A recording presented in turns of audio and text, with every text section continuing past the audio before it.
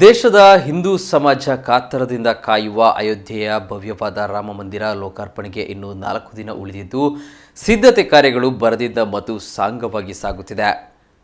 ರಾಮ ಮಂದಿರದ ಪ್ರಮುಖ ಭಾಗವಾಗಿರುವ 51 ಇಂಚು ಎತ್ತರದ ರಾಮ್ಲಲ್ಲನ ಹೊಸ ವಿಗ್ರಹವನ್ನು ರಾಮ ಮಂದಿರದ ಆವರಣಕ್ಕೆ ಬುಧವಾರ ಸಂಜೆ ತರಲಾಯಿತು. ಮೈಸೂರು ಮೂಲದ ಶಿಲ್ಪಿ ಅರುಣ್ ಯೋಗಿರಾಜ್ ಅವರು ಕೆತ್ತಿರುವ ನೂತನ ವಿಗ್ರಹವನ್ನು ಇಂದು ಗುರುವಾರ ದೇವಾಲಯದ ಗರ್ಭಗೃಹದಲ್ಲಿ ಇರಿಸಲಾಗುವುದು ಎಂದು ಶ್ರೀರಾಮ ಮಂದಿರ ನಿರ್ಮಾಣ ಸಮಿತಿ ಅಧ್ಯಕ್ಷ ನೃಪೇಂದ್ರ ಮಿಶ್ರಾ ತಿಳಿಸಿದ್ದಾರೆ.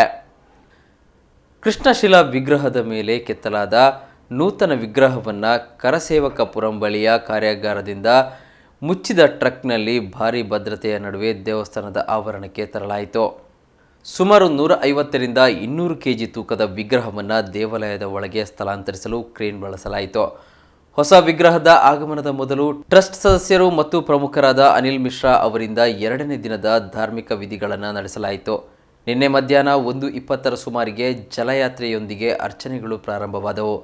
ಇದರಲ್ಲಿ ಗರ್ಭಗುಡಿಯನ್ನು ಸ್ವಚ್ಛಗೊಳಿಸಲು ಸರಯೂ ನದಿಯ ನೀರನ್ನು ಬಳಸಲಾಯಿತು. ನಂತರ ತೀರ್ಥಪೂಜೆಯು ದೇವಾಲಯದ ಸ್ಥಳದಲ್ಲಿ ಹವನಗಳನ್ನು ಮಾಡಲಾಯಿತು.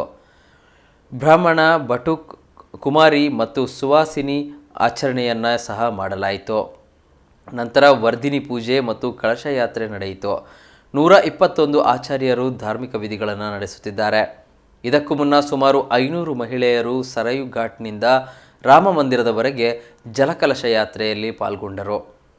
ಉತ್ತರ ಪ್ರದೇಶದ ಉಪಮುಖ್ಯಮಂತ್ರಿ ಬಿಜೇಶ್ ಪಾಠಕ್ ಅವರ ಪತ್ನಿ ನಮ್ರತಾ ಪಾಠಕ್, ಅಯೋಧ್ಯ ಮೇಯರ್ ಗಿರೀಶ್ ಪತಿ ತ್ರಿಪಾಠಿ ಅವರ ಪತ್ನಿ ರಾಮಲಕ್ಷ್ಮಿ ತ್ರಿಪಾಠಿ ಮತ್ತು ಜಿಲ್ಲಾ ಪಂಚಾಯತ್ ಅಧ್ಯಕ್ಷೆ ರೋಲಿ ಸಿಂಗ್ ಕೂಡ ಈ ಕಾರ್ಯದಲ್ಲಿ ಪಾಲ್ಗೊಂಡಿದ್ದರು.